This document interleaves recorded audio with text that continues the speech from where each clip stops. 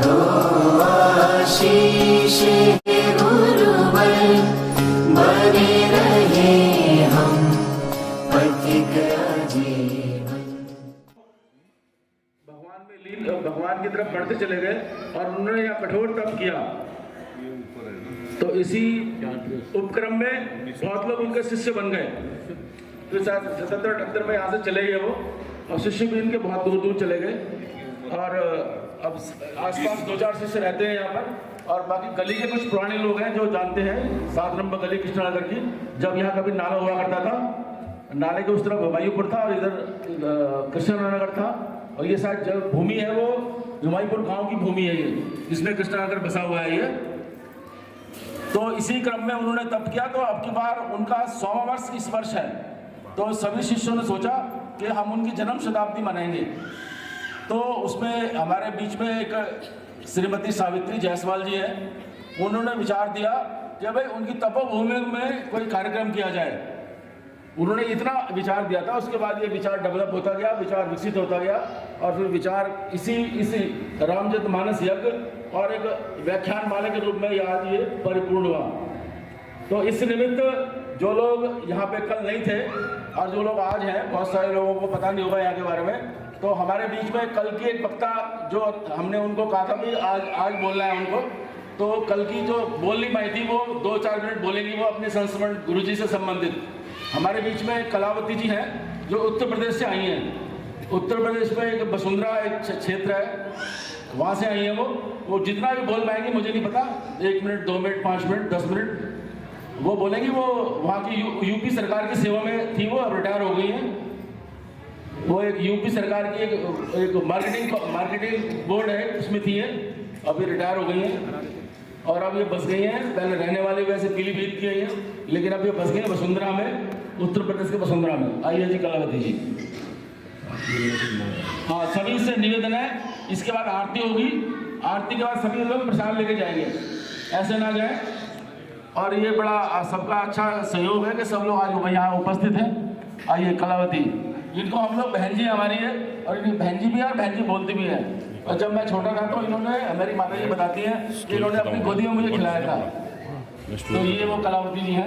आइए।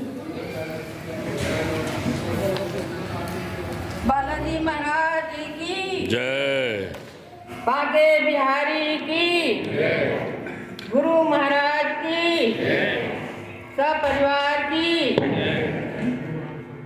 मैं आपको गुरु से संबंधित कुछ कहना चाहती हूँ। मैं सन 72 में गुरु जी के संरक्षण में आई थी, जो कि मेरे मामा जी यहाँ रहते थे, जिनका नाम विश्वनाथ जी था, और वो ही मुझे लेकर के सत्संग कीर्तन में मेरी मामी लेके जाया करती थी। और मुझे सत्संग और कीर्तन का बहुत ही मतलब अच्छा लगता था।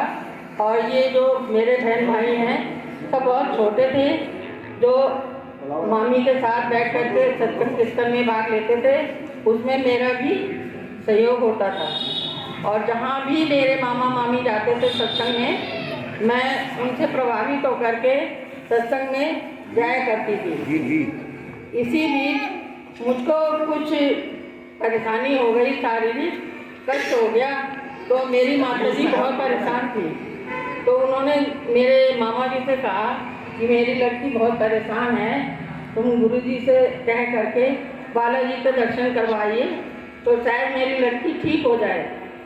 तो बोले बस इतनी सी बात है, मैं जाऊंगा और मैं जाता ही हूँ, तुम मेरे साथ भेज दो। तो गुरु महाराज जी और गुरु माँ और गुरु दीदी और गुरु भैया लोग साथ में थे, जिनके साथ मैं वहाँ पर बालाजी महाराज बानी कुई जो हैं उनके स्थान पर गई, और वहाँ जो है मैंने पेशी के लड्डू चढ़ाए और मेरा वहाँ से कष्ट कटा। मैं वहाँ पर गुरु के संरक्षण में 15 दिन रही, और उनके आशीर्वाद से मैं बिल्कुल सही होकर के अपने घर आ गई। तब से मुझको बालाजी पे बहुत विश्वास है, और मैं जब भी यूपी से आती थी तो बिना गुरु जी के मिले मैं वापस जाती नहीं थी, क्योंकि मेरी यही थी कि मुझे गुरु जी से मिलना है। तो मेरी माँ जो है मुझे लेकर के गुरुजी के स्थान पर जाती थी और उनका आशीर्वाद ही मुझे दिला करके फिर वापस भेजती थी। बस मैं इतनी ही बात कहना चाहती हूँ, क्योंकि अब तो मैं बढ़ती उम्र में आ गई हूँ, बहुत छोटी थी तब की बात है।